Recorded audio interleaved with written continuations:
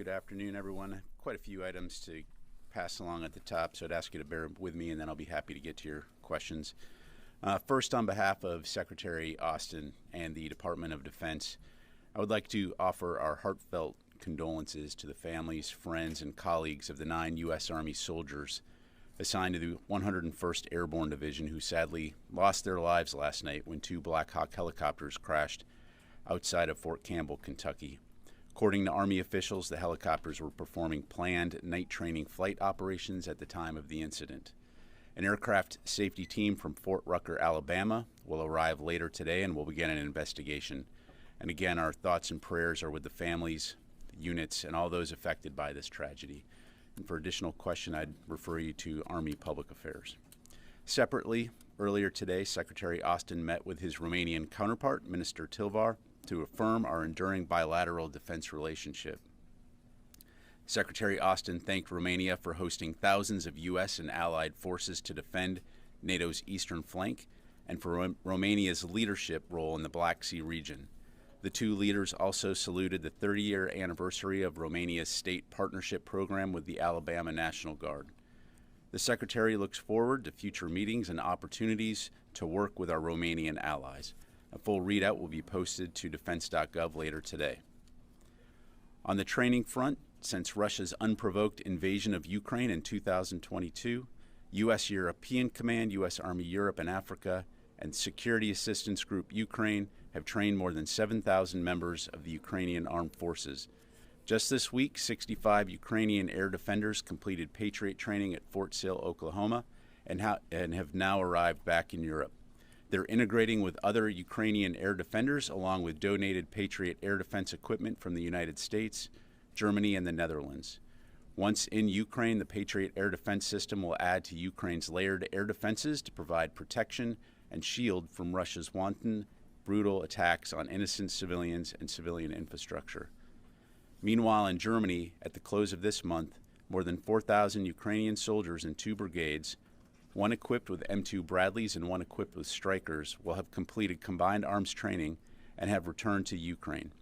Additional combined arms training is currently underway at Grafenwehr and Hohenfels training areas in Germany, with 2 motorized infantry battalions consisting of 1,200 Ukrainian Armed Forces personnel.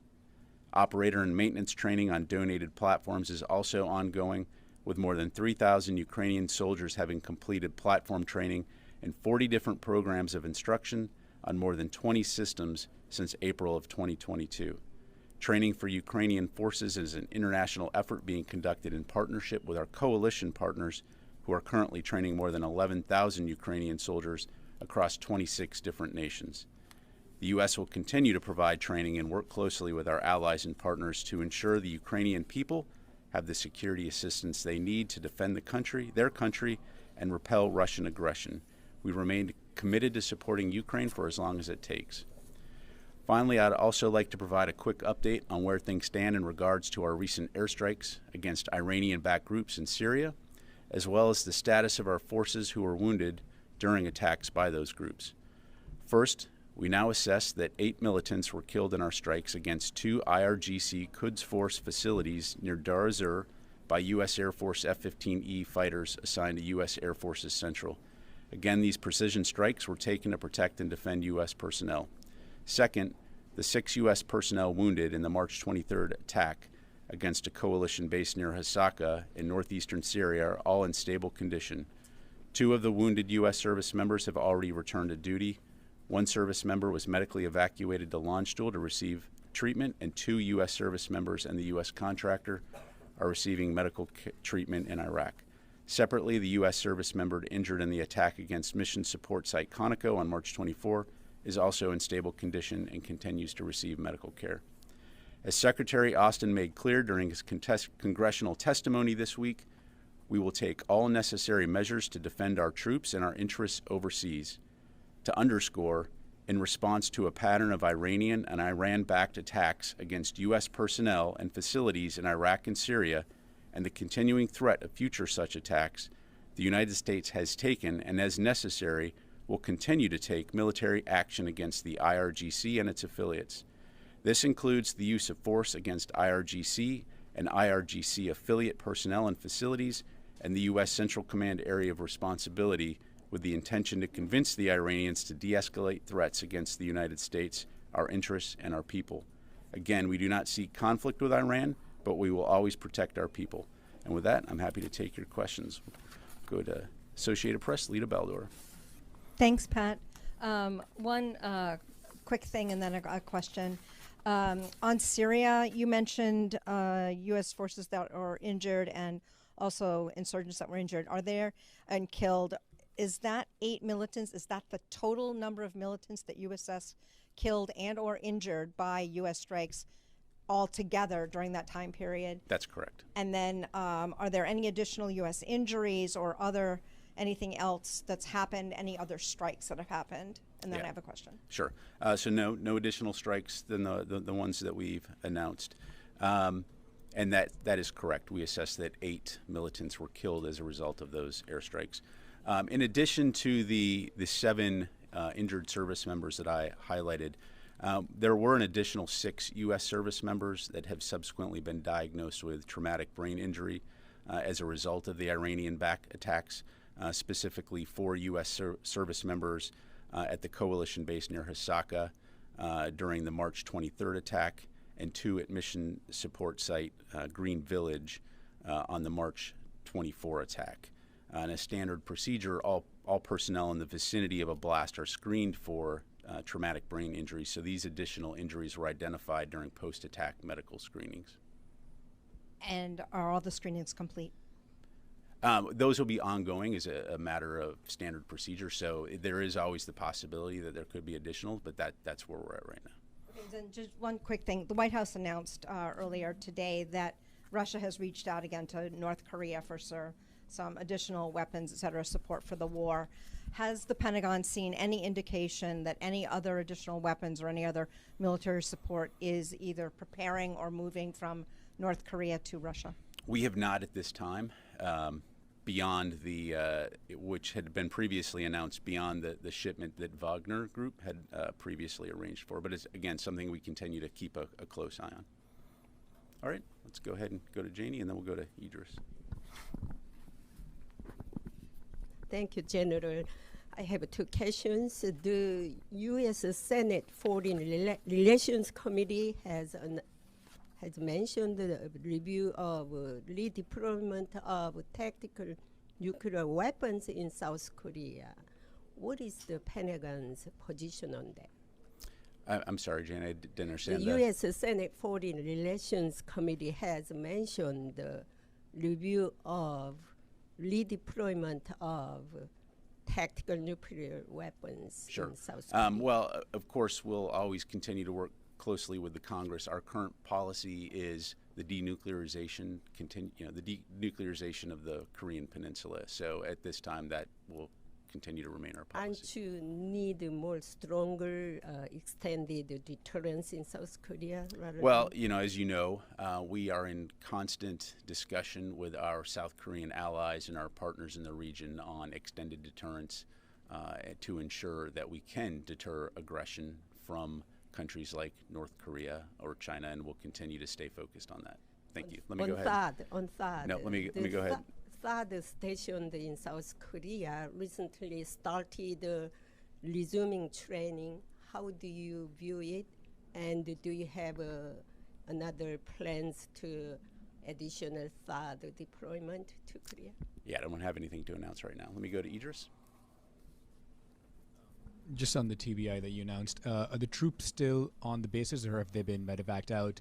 And on the helicopter crash in Kentucky, do you have a sense of the range of ages of those who were killed? And are you confident in the aircraft, or are you looking at a potential stand down, the Army that is? Sure. So in terms of the troops that were diagnosed with TBI, to my knowledge, they are being treated at those bases right now, although there is the potential, obviously, for additional medical care. So I'd refer you to CENTCOM for the status of that. In terms of the Black Hawk crash, so right now the Army is going through the process of next of kin notification. So it would be inappropriate at this point to release any additional information. Certainly more will be provided as it becomes available. In terms of any type of stand down for aircraft, None that I'm tracking at this point. Of course, that's certainly the prerogative of the Army and as it manages its aircraft. But again, I'd refer you to them for the current status. Thank you. We go to Fadi and then Ro. Thank you, General. I have one follow-up on Syria and a separate question. So the 8 militants that you have confirmation they died in those strikes, are you able to confirm what group they belong to and whether they are Iranians or not? So, Fadi, what I would tell you is, to my knowledge, not Iranians, but these were individuals that are associated with the IRGC. Okay, and then on in the Congressman Jamal Bowman is leading an effort calling on the administration to determine whether any U.S. weapons have been used by Israel in violation of U.S. laws or human rights violations. So first, does the Secretary have any concerns that U.S. weapons may have been used in the occupied West Bank in violation of human rights in light of the recent escalation we saw? And does he support measures to make sure that no U.S. weapons are used to violate the rights of or kill, for that matter, civilians within the Palestinian population? Thank you. Yeah, thanks, Fadi. So a couple things there. So first of all, as it pertains to congressional correspondence, we, of course, will respond to Congress appropriately, and so I don't want to get ahead of any kind of response. When it comes to security assistance to Israel, our commitment to Israel's security is ironclad. We will continue to be committed to their qualitative military edge in the region. But you've also heard us say, most recently when Secretary Austin visited Israel, speaking with Israeli leaders and highlighting that our focus continues to remain on communicating with Israel, with the Palestinians, and our partners in the region to try to de-escalate tensions, restore calm, and we would call for no action that is going to increase the insecurity in the region. Thank you. Let me go ahead and go to Rio, and then I'll come back over here. Yeah, thank you very much. The Taiwanese President Tsai is now in New York, and China said China might retaliate. So have you seen any irregular movement of the Chinese military or any indications of Chinese preparing major exercises around Taiwan over the last few days? Yeah, thanks, Ro. So without really getting into intelligence, I would say we have not seen anything particular concerning or out of the ordinary at this stage. We continue to monitor, of course. Go to Kelly. Thank you so much, General. It's Brandy from Defense. Oh, sorry. Considering the number of catastrophic military training incidents in the last decade, does Secretary Austin see the need to launch a broader oversight review that should be conducted across all the services on aviation and other training mishaps that have put lives in danger? Yeah, thanks for the question, and I apologize about getting your name wrong there. So a couple things. So first of all, in the United States military, we take safety very, very seriously. Each of the services, each aviation unit down to the unit level will have a safety branch whose primary role is to do exactly that, maintain constant situational awareness on safety. And so that is something that is baked into our culture and something that we will continue to do. I'm not aware of a DoD-wide review. Certainly anytime there's an accident, it is incredibly unfortunate and something we take incredibly seriously. And every single investigation is intended to help us learn from that to prevent future accidents from happening. Unfortunately, a lot of what we do is inherently dangerous. And so this is something that we're always going to constantly be working at. As in the case of the Black Hawk helicopter crash, as you heard me say, there's a team already en route to Alabama to begin that investigation. Again, it's something that we as a department will always take very, very seriously, and we'll just never let up on that. Before my other question, the team on the way associated with OSD, or is that strictly an Army team? My understanding, that's an Army investigative so no team. OSD team. Yeah, and that's standard for these types of crashes. So, if, in the Air Force, for example, if it was an Air Force accident, there'd be a team in the Air Force that's assigned to investigate that. Sure. I'm just thinking of the Navy crash and how a lot of people seem to be dying in training more than combat lately. So, other question, has Secretary Austin been briefed on the auto abort of the SpaceX SDA Tranche 0 launch this morning? What are his comments, and do y'all remain confident in your plans moving forward? Yeah, so the Secretary, as I'm sure you can imagine, is aware of a lot of things, certainly has been briefed on that. Just to provide some perspective, not uncommon for space launches to go through a checklist before launch to make sure that there's no anomalies, given the expense of the payloads and safety and security. So my understanding is that there will be another attempt tomorrow for this launch, and so we'll certainly be keeping an eye on that. Thank you. Go to Liz. Yep. To follow up on Brandy's question, so I understand there's no DoD investigation going on with the Black Hawk crash. The investigation that will start as soon as the team arrives, does that have the potential, depending on the findings, to ground other Black Hawk helicopters? Basically, depending on what they find, how big of a problem could this be? What does it have the potential to mean? So great question. Again, any commander anywhere has depending on the situation, has the ability to stand down equipment or call for those kinds of things. I don't want to get into hypotheticals or get ahead of ourselves. We need to allow time for this investigation. But for example, anytime there's the potential for a fleet of aircraft to have some type of systemic issue, then certainly, again, those fleets can be stood down. You've seen us do that with other types of aircraft in the past. Again, I'm not aware of anything like that right now for the Black Hawk. We need to allow time for the investigation to run its course. Again, without getting into hypotheticals, during the course of that investigation, were we to become aware of a need to do that, or if there was something that was systemic, then certainly that is a step that could be taken. But again, we need to allow time for this investigation to run its course. Thank you. Orrin. Just a very quick question on the Ukrainians being trained, the numbers you gave there. The Ukrainians who are currently in training, is there an effort to get that training completed before an anticipated Ukrainian counteroffensive? Is that sort of the schedule you're working on? And are there subsequent plans to bring more troops in following this group on the combined arms training and other systems? Were you trying to ask me for the date of a Ukrainian counteroffensive? I'm just kidding. No, I'm just kidding. Yeah. So a couple things there. So first of all, again, I'm not going to talk about potential future operations. I'm not going to talk about timelines. This training, this program for the combined arms training began in January, and at the time we announced that the course for the battalion level courses would take about 5 weeks each as we cycled forces through. So that is on schedule as these tranches of forces come through to provide that mechanized brigade combined arms training. That is all on track and on pace. In terms of additional Ukrainian forces, as has been the case from the beginning, that is a iterative discussion with the Ukrainians in terms of what their needs are, and then how, keeping in mind that they need to be able to ensure that they have the forces they need on the actual battlefield. So, we'll continue to train them. Continue to have those discussions on what kind of future training might they need. But in terms as it relates to any type of potential future operations, I'm just not going to be able to talk about that. Thank you. Carla.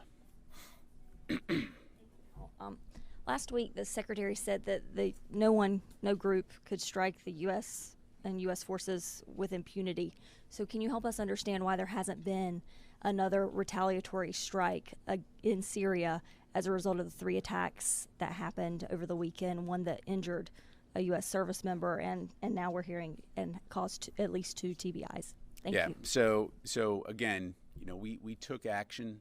We struck 2 IRGC Quds Force targets, as I highlighted, and that was proportionate action, and it was deliberate action in order to, again, send a message that, to your point, that U.S. forces will not be attacked with impunity. And so, as I highlighted in my topper, we will continue to take appropriate action at a time and place of our choosing to ensure that our forces are protected. As it pertains to potential or speculative future operations, again, I'm not ever going to talk about potential future operations or speculate on those things, other than to say that we mean it when we say it. We will take appropriate action to protect our forces, and we will always do so at a time and place of our choosing. Thank you. Go to the back of the room there.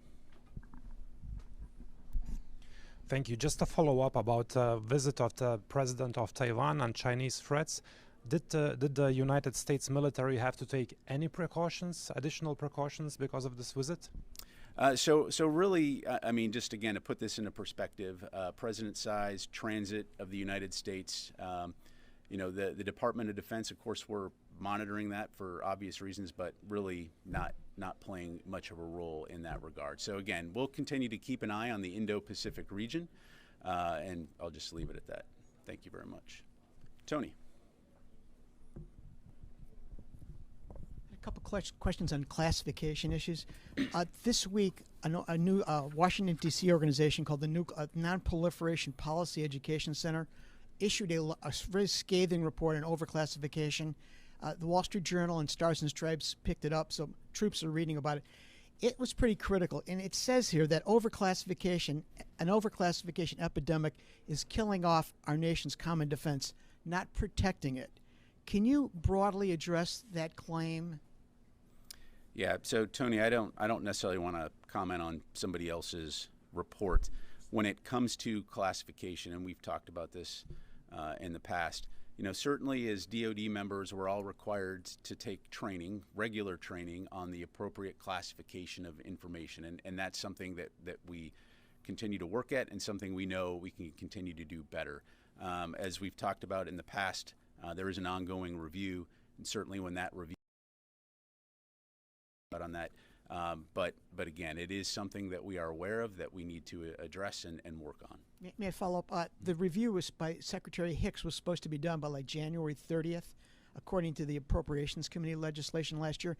The Pentagon hasn't sent it over yet. Why the delay, and when might it be completed? Yeah, let me take that question. I'll come back to you. Okay, thanks. Thank you. I feel better. Yeah, thanks. Is that obvious? Yes, ma'am. Taking my question. My question is related to Ukrainian aid. So last week, Republican lawmakers sent a letter to President Biden urging the administration to provide Ukraine with cluster munitions. So does DoD support using cluster munitions in Ukraine? Yeah, so again, I'm not going to get ahead of any announcements that we're making. So I don't have anything further on that. Thank you. Go here and we'll go there. Christina Anderson. Thank you, General. As Russia assumes the chairmanship of the UN Security Council, are you tracking any potential for them to use this as an opportunity on the battlefield in Ukraine or elsewhere around the world in some contested areas? Yeah, I am not. That's probably a question better addressed by the U.S. delegation to the UN. Again, we've seen in the past Russia attempt to use some of its international positions to obviously advocate for its position on things, but from a DoD standpoint, I don't have anything to provide on that. And a follow-up, if I may, regarding the helicopter crash in Kentucky, it seems that training incidents are part of the risk that service members must bear as part of the service to the nation. As we go forward in a world that's fairly contested, as it seems it's more contested, feels more contested every day, can we anticipate perhaps additional risk that the service members must assume in training, or is this something that we hope to mitigate? Thank you. Yeah. So when it comes to military training, we're always going to try to take into account mitigating some of the risks associated with that training. As I mentioned before, a lot of the training that our service members do is by nature dangerous, right? Whether it's live fire exercises, whether it's aircraft training, whether it's training on ships at sea, that there are many dangerous aspects of that. And so writing into training plans efforts to ensure that safety is taken into account. As I mentioned, our safety offices work very diligently every day trying to identify potential hazards in order to mitigate and reduce risks. That said, that risk will always be there. And so again, this will be one of those things that we're just going to always have to work at and just never be satisfied with. And so we're obviously committed to doing that, because at the end of the day, it's about ensuring that we have U.S. service members who are ready to go wherever we need them to go, when we need them to go there, to do the important work that we're asking them to do on behalf of our nation. Thank you. Time for just a couple more. Last question, yes, ma'am. Thank you. Yesterday, Secretary Austin agreed that there hadn't been any accountability for the U.S. withdrawal from Afghanistan. I'm just wondering if you can clarify that statement. Did he mean it's because it isn't needed, or is there more actions that need to be taken in DOD or somewhere else in the White House, the executive branch, to review persons' actions? Or can you expand a little bit more on what he meant with that statement? Now, when you say agreed there was no accountability, I don't recall him saying that. He said, I agree there's no accountability. He said, I agree. Okay. I think the context here, in terms of Secretary Austin's view of the situation in Afghanistan and how the withdrawal went. So first of all, the Secretary was, his views on the performance of our service members, our men and women, during a very chaotic time. And he felt they performed magnificently under incredibly trying conditions. Obviously, very regretful in terms of the fact that we lost 13 service members in a suicide attack during that event. But we had a mission to do. It was to withdraw our forces from Afghanistan. And again, despite incredibly chaotic situations, we were able to evacuate more than 124,000 people from that country, and we did it in a way that the United States military only could, working very closely with our partners and allies, again, in a very, very challenging situation. So, again, I think that's the important context to understand here, is that the Secretary is incredibly proud of the way that our men and women performed in a situation that was obviously a very trying and chaotic situation. So, thank you. Thank you very much, everybody. Appreciate it.